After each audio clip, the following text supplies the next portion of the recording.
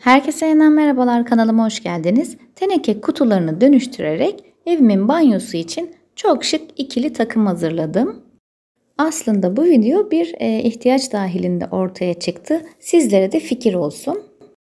Öncelikle zemini antik beyaz akrilik boyayla boyayarak başladım.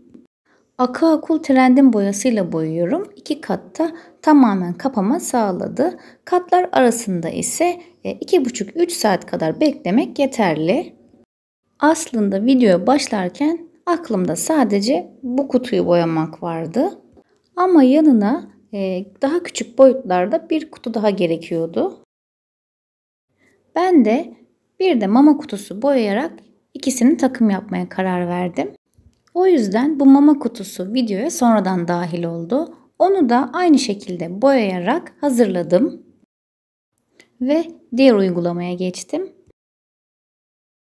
Çizgili bir desen oluşturmak istiyorum. Bunu yapmak için kağıt bantı videoda gösterdiğim şekilde dik olarak bantladım.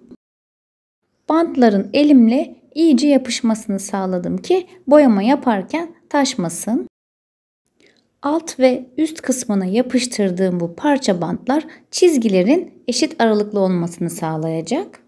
Teneke kutu boyunca aynı işlemi yaparak devam ettim. Diğer kutuya da aynı uygulamayı yaptım. Bu tarz uygulamalarda boyaya zarar vermediği için ben hep kağıt bant kullanıyorum.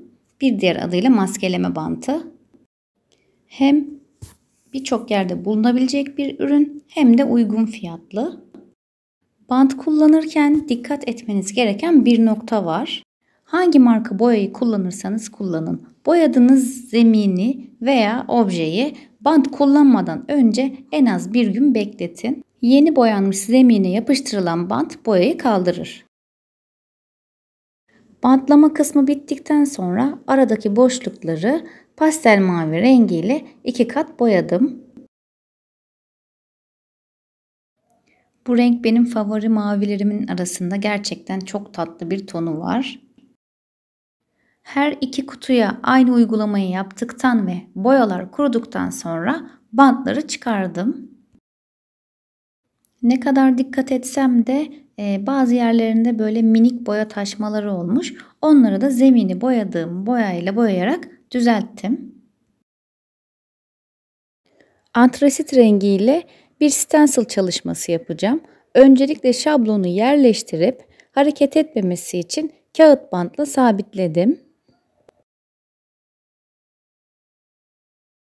Çizgili boyamayı yaptıktan sonra dedim ki bunun üzerine kesinlikle yazı şeklinde bir stencil uygulamalıyım. Bu tarz yazı şablonlar boyadığınız her türlü zemine uyum sağlar. Tepsilerde ve sehpalarda gerçekten çok şık duruyor. Stencil şablonları tekrar kullanabiliyorsunuz. Özellikle kullandıktan sonra temizliğini yaparsanız daha uzun vadede yırtılmadan, parçalanmadan saklayabilirsiniz. Uygulama bittikten hemen sonra boya tam kurumadan yıkayabilirsiniz. Benim yaklaşık 10 yıl kadar önce aldığım ilk şablon bile hala sapasağlam duruyor. Evet, büyük teneke kutuya stencil uygulamam bitti. Küçük olan teneke kutuya da yine aynı şekilde şablonu kağıt bantla sabitleyerek videoda gördüğünüz yazı stencil'ı çalışmak istedim. Artık birçoğunuz biliyordur. Dekopaj tekniği kullanmak istediğimde Pinterest'ten içime sinecek bir desen bulup A4 kağıdına renkli çıktı alıyorum. Deseni kenarlarından kestikten sonra dekopaj tutkalıyla yapıştırıyorum. Ben burada aynı desenden 2 boy çıktı aldım ve uyguladığım stencil şablonlarının tam ortasına gelecek şekilde yapıştırdım. Aslında stencil mi yapsam yoksa dekopaj tekniği mi yapsam diye çok ikilemde kalmıştım. Sonra dedim ki neden ikisini bir kullanmayayım? Bence ikisi bir arada çok güzel bir kombin oluşturdu. Benim gibi bu şekilde renkli çıktı alarak dekopaj tekniği yapmak isterseniz dikkat etmeniz gereken en önemli nokta kağıdın kesinlikle ince olması gerekiyor. İnce kağıt yapıştıktan sonra boyanan zeminin üzerine daha güzel uyum sağlıyor. Ama eğer kalın bir kağıt kullandıysanız o kenarlarından belli oluyor. Bir peçete yardımıyla kağıdın daha iyi yapışmasını sağladım. Bu yöntem aynı zamanda hava kabarcığı kalmasını da önlüyor. Ardından üzerine bir kat daha dekopaj tutkalı sürdüm. Son olarak vernikleyerek çalışmamı bitirdim. Aslında kullandığım boyalar kendinden vernikli ama dekopaj tekniği kullandığım için kağıdı koruma altına almam gerekiyordu. O yüzden birer kat vernik uyguladım. Kapakları esnek plastik olduğu için zamanla boyanın atabileceğini düşünerek aslında boyamayacaktım. Ama iki kapak arasında renk farklılığı olduğundan uyum sağlaması için boyayarak denemek istedim. Tabii tahminlerimde yanılmadım. Daha kullanmadan boyalar soyulmaya başladı.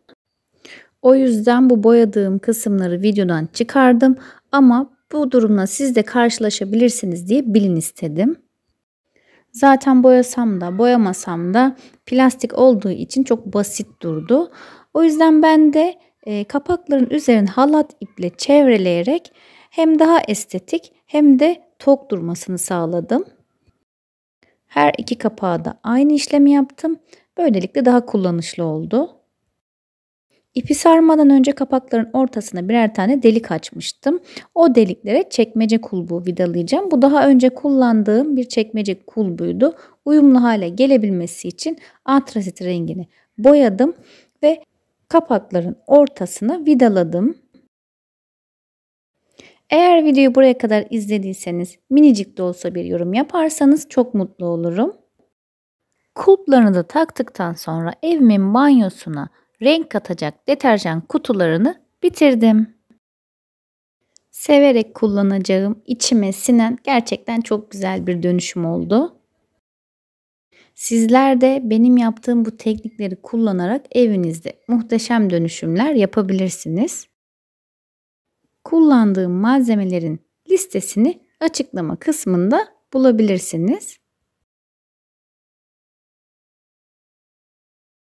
Bugünlük de benden bu kadar. Videoyu beğendiyseniz eğer beğen butonuna basmayı, kanalıma abone olmayı ve yanındaki zil işaretine tıklayarak bildirimleri açmayı unutmayın.